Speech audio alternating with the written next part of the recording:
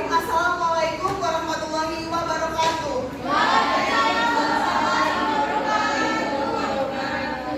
Pertama-tama, marilah kita panjatkan puja dan puji syukur kita atas kehadirat Allah Subhanahu wa taala yang mana telah memberikan kita rahmat dan hidayah sehingga kita bisa kumpul bertatap muka di kelas ini. Yang terhormat kepada Ibu Meli selaku dosen pengampu dari studi kelayakan bisnis dan teman-teman yang saya cintai. Baik, untuk mempersingkat waktu pada diskusi kita pada sore hari ini, alangkah baiknya saya memperkenalkan diri. Nama saya adalah Afifah Binti Firdausi selaku moderator yang akan memandu jalannya presentasi sekalinya pada sore hari ini. Bersama dengan saya, Aulia Daerah Madani selaku penyaji materi pada hari ini. untuk teman-teman diharapkan untuk mendengar, menyimak, dan bertanya jika ada materi yang tidak kalian pahami. Yang pertama-tama apa itu AMDAL? Ada yang bisa jawab apa itu AMDAL? Ada yang bisa jawab apa itu AMDAL? Jika teman-teman tidak ada yang tahu, AMDAL adalah analisis dampak lingkungan hidup. Artinya, baik di dalam usaha atau proyek maupun di luar suatu proyek yang akan dijalankan. Pada akhirnya jika aspek lingkungan dijalankan tidak layak untuk dijalankan, maka sebaiknya dibatalkan karena akan memperoleh kerugian lebih besar daripada manfaatnya. Artinya jika suatu perusahaan tidak menjalani AMDAL atau analisis dampak lingkungan hidup, alangkah baiknya jika ada pencegahan maka dicegah, jika tidak ada pencegahan maka dibatalkan oleh suatu kegiatan tersebut. Penggunaan telah AMDAL secara khusus meliputi dampak lingkungan di sekitarnya. Pada akhirnya jika aspek lingkungan dinyatakan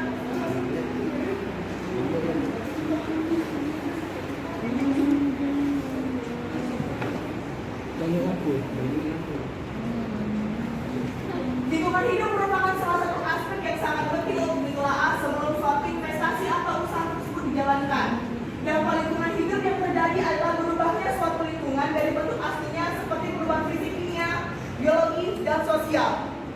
Perubahan lingkungan ini jika tidak diantisipasi dari awal akan merusak tatanan yang sudah ada baik terhadap flora, fauna, maupun manusia itu sendiri jika tidak dilaksanakan AMDAL secara baik. Selanjutnya studi ini dilakukan untuk mengetahui dampak yang bakal timbul jika mencari dan berkembang untuk mengatasi masalah dampak tersebut. Nah, ada juga peraturan pemerintah nomor 27 tahun 1999 pasal 1 adalah telaalah secara cermat mendalam tentang dampak besar dan penting terhadap suatu rencana atau suatu kegiatan. Maksudnya dari peraturan pemerintah ini ialah jika kalian tidak menelaah atau mencermati dari analisis dampak lingkungan tersebut, maka akan berdampak besar terhadap lingkungan, manusia maupun di sekitarnya. Ada juga dampak-dampak yang ditimbulkan, yaitu dari komponen hidup. Yang pertama adalah hutan lindung, kedua adalah sumber daya, ketiga adalah keanekaragaman hayati, keempat adalah kualitas udara, yang kelima warisan alam dan warisan budaya, yang keenam kenyamanan lingkungan hidup, dan yang ketujuh adalah nilai-nilai budaya dan orientasi selaras dengan lingkungan hidup. Kemudian komponen lingkungan hidup yang akan berubah secara mendasar dan penting bagi kehidupan masyarakat di sekitar suatu bencana, yaitu kepemilikan dan penguasaan lahan. Yang kedua adalah kesempatan kerja dan usaha. Yang ketiga adalah taraf hidup masyarakat, dan yang keempat adalah kesehatan masyarakat. Harap kepada teman-teman untuk diam menyimak apa yang kami sajikan. Ada juga dampak-dampak negatif dan alternatifnya jika suatu rencana itu merugikan masyarakat atau kehidupan di sekitarnya. Yang pertama, dampak negatif terhadap tanah dan kehutanan. Yang kedua, terhadap air, udara, dan manusia. Untuk alternatif dari keempatnya, itu terhadap tanah salah satunya adalah melakukan rehabilitasi terhadap lahan. Yang kedua, terhadap air salah satunya memasang filter atau saringan air. Yang ketiga, terhadap udara, memasang saringan udara untuk menghindari asap dan polusi. Yang keempat, terhadap karyawan menggunakan peralatan pengamanan. Dan yang kelima, terhadap masyarakat sekitar menyediakan tempat kesehatan yang secara gratis jika melakukan suatu kegiatan atau usaha. Tujuan penggunaan studi AMDAL itu ada 4, yaitu mengidentifikasi semua rencana usaha yang akan dilaksanakan, terutama yang menimbulkan dampak besar dan penting terhadap lingkungan hidup. Yang kedua, mengidentifikasi komponen-komponen. Yang ketiga adalah merumuskan RKL dan RPL. Untuk penggunaan dilaksanakan studi AMDAL itu ada 5 sebagai bahan bagi perencana. Yang kedua, membantu proses pengambilan keputusan. Yang ketiga, memberi masukan untuk penyusunan desain. Yang keempat, memberi masukan untuk penyusunan rencana pengelolaan. Dan yang kelima, memberi informasi bagi masyarakat atas data yang diterima dari suatu rencana tersebut. Untuk ranah lingkungan hidup itu dibagi menjadi 2, yaitu wilayah studi rencana usaha, dan yang kedua kondisi kualitatif dan kuantitatif bagi berbagai sumber daya alat yang ada di wilayah studi rencana tersebut. Ada beberapa contoh lingkungan hidup yang sudah ditelaah sesuai hasil lingkup dari cara AMDAL. Dari fisik kimia ada 4, yaitu iklim, fisiografi, hidrologi, dan hidroseanografi. Dan yang kelima adalah ruang lahan dan tanah. Dari biologi juga ada 3, yaitu flora, fauna, dan sosial. Materi selanjutnya akan dipaparkan oleh rekan saya bernama Adaya. Kepada Adaya saya persilakan. Terima kasih kepada moderator. Saya melanjutkan itu ada pemilihan dampak besar dan penting. Dampak besar terpenting studi AMDAL menurut pedoman 2019, yaitu perkiraan secara dampak usaha, kegiatan pada konsumsi, operasi, dan pasca operasi terhadap lingkungan hidup. Telah dilakukan secara menganalisis perbedaan antara kualitas lingkungan hidup yang diperkirakan dengan adanya usaha atau kegiatan. Kondisi kualitas lingkungan hidup diperkirakan tanpa adanya usaha kegiatan dengan menggunakan metode perkiraan dampak. Penentuan arti penting perubahan lingkungan hidup diperkirakan bagi masyarakat di wilayah studi rencana usaha atau kegiatan pemerintah dengan mengacu pada pedoman penentuan dampak besar dan penting. Dalam melakukan kelak bukti 1 dan 2 tersebut diperhatikan dampak yang bersifat langsung atau tidak langsung. Dampak langsungnya adalah secara langsung adanya usaha atau kegiatan, sedangkan dampak tidak langsung adalah dampak yang ditimbulkan sebagai akibat berubahnya suatu komponen lingkungan hidup atau usaha kegiatan primer dan adanya rencana usaha atau kegiatan kaitan ini. Ada yang perlu diperhatikan mekanisme aliran dampak berbagai komponen lingkungan hidup. Yang pertama ada kegiatan menimbulkan dampak penting yang bersifat langsung pada komponen sosial. Kegiatan menimbulkan dampak penting yang bersifat langsung pada fisik. 5. Dampak penting berlangsung saling berantai di antara komponen sosial itu sendiri. Yang 6. Dampak penting pada butir A, B, C, D, dan E yang telah diutarakan selanjutnya menimbulkan dampak balik pada rencana usaha kegiatan. 4.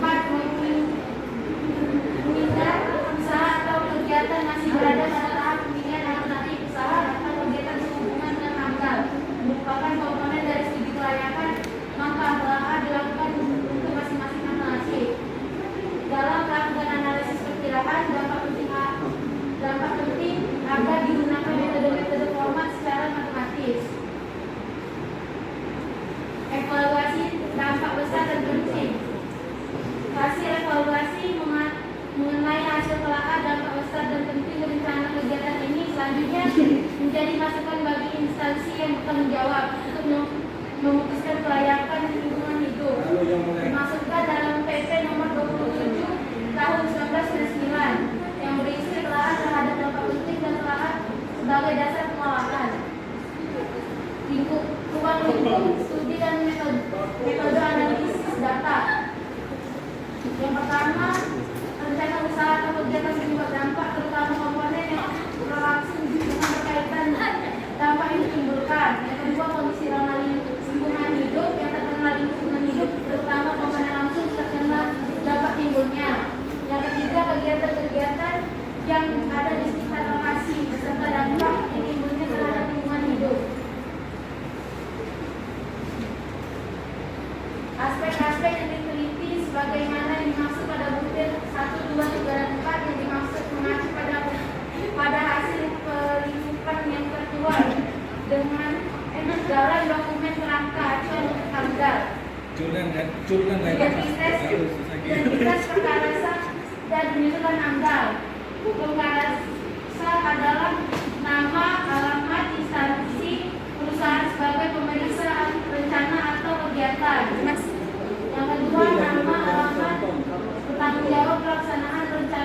atau kegiatan. Penyusunan AMDAL, yaitu ada 2, nama dan sebagai alat lengkap lembaga. Berusaha disertai dengan kualifikasi dan rujukannya. Yang kedua, nama dan alamat lengkap penanggung jawab penyusun AMDAL. Wilayah studi, lingkup wilayah studi mencakup pada penetapan wilayah studi yang digariskan dalam kerangka acuan pada AMDAL dan pengamatan di lapangan. Melipukan wilayah studi yang dimaksud yang membatasi wilayah studi AMDAL untuk menganalisis pelikupan dampak besar dan memperhatikan keterbatasan sumber daya waktu dan tenaga serta saran tanggapan dari masyarakat yang berkepentingan. Lingkungan wilayah studi AMDAL, lingkungan wilayah studi AMDAL berdasarkan pertimbangan batas ruang sebagai berikut, yaitu ada batas proyek, ada batas ekonomis, ada batas sosial, ada batas administratif, batas lingkungan hidup studi AMDAL.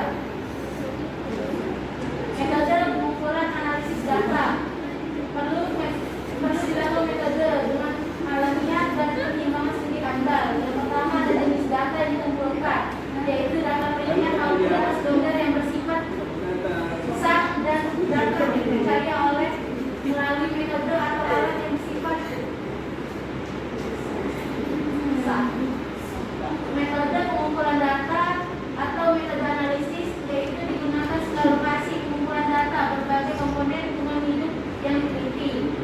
Pengumpulan data dan informasi untuk demografi, sosial ekonomi, sosial budaya, dan pertahanan keamanan dan kesehatan masyarakat menggunakan kombinasi dari 3 atau lebih metode akan diperoleh data yang reliabilitasnya tinggi. Sistematika penyusunan dokumen AMDAL. Analisis dampak lingkungan hidup perlu disusun secara sistematis. Yang pertama, langsung mengungkapkan masukan penting yang bersifat dari pengambilan keputusan, perencanaan, dan pengelolaan secara rencana usaha atau kegiatan. Yang kedua, mudah dipahami isinya oleh semua pihak masyarakat. Bila pandangan masyarakat yang mudah disarankan isinya bermuatan dalam media yang selalu menyusun AMDAL. Yang ketiga, membuat uraian singkat tentang rencana usaha atau kegiatan mengenai kemungkinan adanya kesenjangan data informasi. Yang keempat, hal ini dipandang sangat perlu untuk melengkapi ringkasan. Penggunaan dan keperluan rencana usaha dan kegiatan. Yang pertama, penentuan bahan usaha yang harus akan digunakan oleh rencana atau usaha kegiatan harus dinyatakan dengan metode secara memadai. Hubungan antara lokasi rencana usaha atau kegiatan jarak tersedia sumber daya air, energi, sumber daya alam hayati maupun non hayati. Yang ketiga, alternatif usaha atau kegiatan berdasarkan hasil studi kelayakan tata letak usaha atau kegiatan dilengkapi dengan peta berskala memadai yang memuat informasi tentang letak, pembangunan, dan struktur lainnya yang akan dibangun dalam lokasi rencana usaha atau kegiatan serta hubungan bangunan dan struktur bangunan tersebut. 4. Tahap pelaksanaan usaha atau kegiatan tahap konstruksi, konsumsi operasi, dan pasca operasi. Saya kembalikan kepada moderator. Terima kasih kepada saudari Adia. Untuk teman-teman bisa melihat di sini ada proses AMDAL.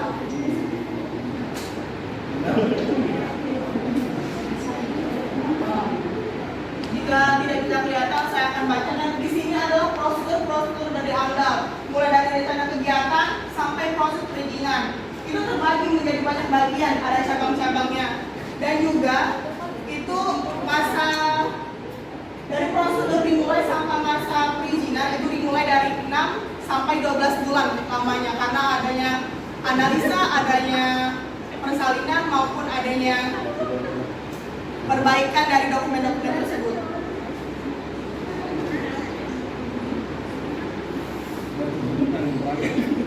Demikianlah materi yang telah kami paparkan. Ini saya akan buka sesi pertanyaan. Saya akan buka sesi pertanyaan maksimal 3 orang penanya. Jika ada teman-teman yang ingin bertanya, saya persilakan.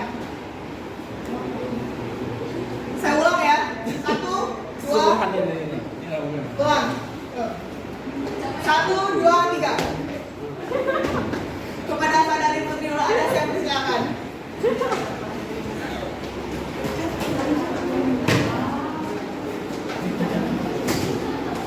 Baik, terima kasih kepada moderator. Saya Putri Nurul Ada ingin bertanya, bagaimana bentuk penanganan dan tindakan bagi perusahaan yang sudah berjalan tetapi tidak memenuhi AMDAL atau analisis data lingkungan hidup. Terima kasih.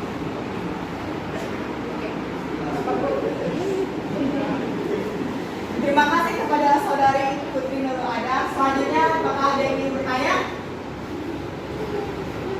Kepada saudara Pri Arga saya persilakan.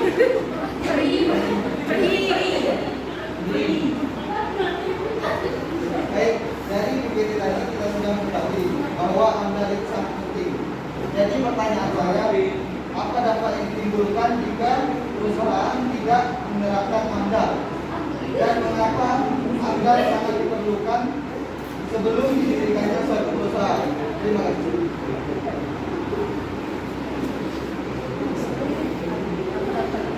Bisa diulang kepada saudara Arga?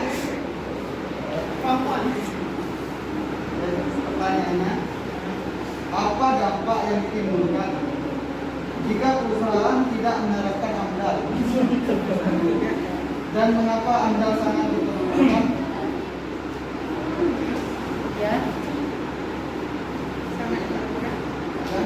Dan sebelum didirikannya suatu perusahaan.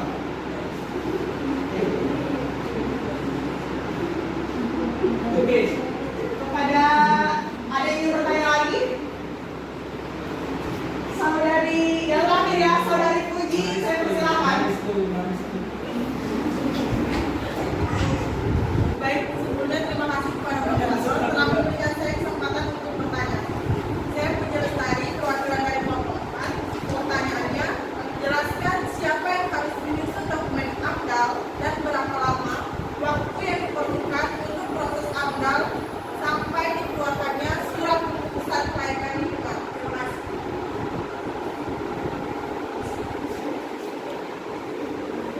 Terima kasih kepada saudari Putri. Baiklah teman-teman, akhirnya sesi pertanyaan saya akan tutup karena maksimal pertanyaan telah memenuhi. Mohon berikan kami waktu untuk mencari jawaban atas pertanyaan yang telah diberikan. Terima kasih. Diharapkan teman-teman untuk menyimak dan mendengarkan jawaban yang telah kami berikan. Harap teman-teman untuk diam. Pertanyaan dari Puji Lestari akan dijawab oleh saya sendiri. Pertanyaannya, jelaskan siapa yang harus menyusun dokumen AMDAL dan berapa lama waktu yang diperlukan untuk proses AMDAL sampai dikeluarkannya surat keputusan kelayakan lingkungan.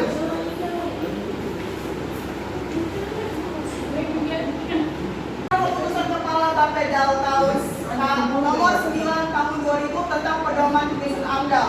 Dokumen AMDAL harus disusun oleh pemrakarsa atau pencetus atau orang atau badan hukum yang bertanggung jawab atas suatu rencana usaha dan atau kegiatan yang akan dilaksanakan suatu rencana usaha atau kegiatan.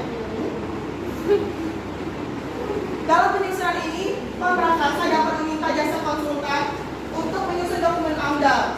Penyusun dokumen AMDAL harus memiliki sertifikat penyusun AMDAL dan ahli di bidangnya. Untuk itu, lamanya waktu yang diperlukan dalam proses akhir dari keputusan kelayakan lingkungan biasanya 6 sampai 18 bulan. Karena bentuk hasil kajian AMDAL berupa 5 dokumen, yaitu pertama, dokumen kerangka acuan analisis dampak lingkungan hidup atau KAMDAL. Yang kedua adalah dokumen analisis dampak lingkungan AMDAL, dampak lingkungan hidup atau AMDAL. Yang ketiga adalah dokumen rencana pengelolaan lingkungan hidup atau RKL. Yang keempat adalah dokumen rencana pemantauan lingkungan hidup atau RPL. Dan yang kelima adalah dokumen lintasan eksekutif. Apakah saudari Puji telah mengerti? Jadi yang menyusun AMDAL tadi pemrakarsa. Ya, pemrakarsa. Lamanya 6 sampai 18 bulan. Terima kasih. Untuk pertanyaan dari Putri Nurul Ada akan dijawab oleh rekan saya ada yang kepada adanya saya persilakan. Saya akan menjawab pertanyaan dari Putri Nur Adha, yaitu bagaimana bentuk penanganan dan tindakan bagi perusahaan yang berjalan tetapi tidak memiliki AMDAL. Penanganan untuk kegiatan yang sudah berjalan tetapi tidak memiliki AMDAL dikenakan mekanisme pelanggaran hukum dan tidak bisa dibuktikan dengan membuat AMDAL dan UPL. Sanksi yang diberikan untuk kegiatan yang belum memiliki AMDAL tapi sudah berjalan adalah diantaranya audit lingkungan hidup wajib. Contoh misalnya memberikan harga sesuai dengan kualitas barang yang dijual, atau dengan kata lain perusahaan berlaku jujur dan tidak melakukan penipuan dalam pemerasan produk. Ya, terus produk yang dijual merupakan produk yang sehat dan tidak mengancam kesehatan konsumen. Terus memberikan garansi dan diskon yang sesuai pada produk yang dijual. Saya kembalikan pada moderator. Untuk jawaban dari adanya, apakah saudari Putri Nur Adha sudah mengerti? Terima kasih kepada saudari Putri Nur Adha. Dan untuk pertanyaan terakhir, saya jawab sendiri pertanyaan dari Ferry Arga. Pertanyaannya adalah apa dampak yang ditimbulkan jika perusahaan tidak menerapkan AMDAL dan mengapa AMDAL sangat diperlukan sebelum didirikannya suatu perusahaan. Seperti yang saya paparkan atau kami paparkan sebelumnya, makna dari AMDAL itu sendiri yang tidak lain adalah menjaga ekosistem lingkungan agar tidak rusak maupun berdampak negatif bagi kehidupan sekitarnya. Bahkan berdasarkan sebagaimana yang disebutkan dalam pasal 36 ayat 1 Undang-Undang Nomor 32 Tahun 2009 tentang perlindungan dan pengelolaan lingkungan hidup, disebutkan bahwa setiap usaha atau kegiatan yang wajib memiliki AMDAL atau UKPL sampai UPL wajib memiliki izin lingkungan. Oleh sebab itu, jika suatu usaha atau kegiatan tidak memiliki AMDAL atau melanggarnya, maka pemerintah berhak mencabut izin kegiatan tersebut. Apakah saudari Ferry Arga sudah mengerti? Terima kasih. Selanjutnya, saya akan sedikit memberi kesimpulan dari diskusi kita pada sore hari ini. Makna dari AMDAL itu sendiri untuk menjaga ekosistem agar tetap terjaga dan tidak rusak. Alangkah baiknya jika sedang membangun suatu usaha atau kegiatan harus melakukan kajian atau analisis. Apakah suatu usaha tersebut berdampak negatif atau merusak ekosistem? Jika merusak atau berdampak negatif, maka harus melakukan pencegahan supaya tidak merusak lingkungan sekitar.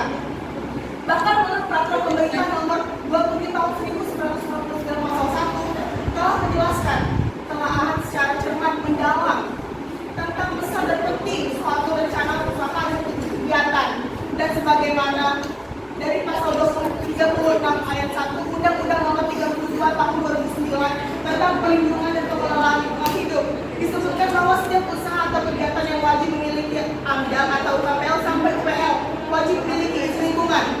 Untuk prosedur AMDAL terdiri dari 6 bagian. Harap teman-teman untuk mendengar dan menyimak apa yang saya sampaikan. Untuk prosedur AMDAL terdiri dari 6 bagian, yaitu pertama, proses penapisan atau screening wajib AMDAL. Yang kedua adalah proses pengumuman. Yang ketiga adalah proses pelingkupan atau screening. Yang keempat adalah proses penyusunan dan penilaian usaha AMDAL. Yang keempat adalah penyusunan dan penilaian AMDAL, RKL dan RPL. Yang keenam proses persetujuan kelayakan lingkungan. Demikianlah diskusi kita pada sore hari ini. Jika ada yang salah, mohon dimaafkan. Jika ada yang sayang, mohon diungkapkan. Karena kesalahan hanya datang dari syaitan, dari kesembuhan hanya milik Tuhan, dan kita semua adalah korban. Saya Afri Tugis Firdausi sebagai moderator yang telah memandu jalan diskusi kita pada sore hari ini bersama rekan saya Adahya. Terima kasih telah menyimak, mendengar maupun bertanya kepada kami. Saya